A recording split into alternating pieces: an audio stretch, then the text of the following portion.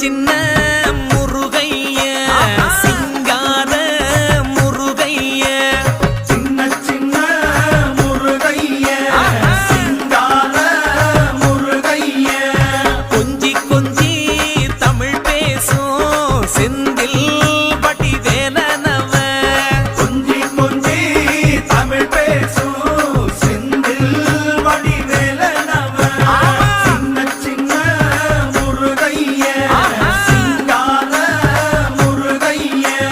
கொஞ்சி கொஞ்சி தமிழ் பேசும் செந்தில் வடிவேலனவ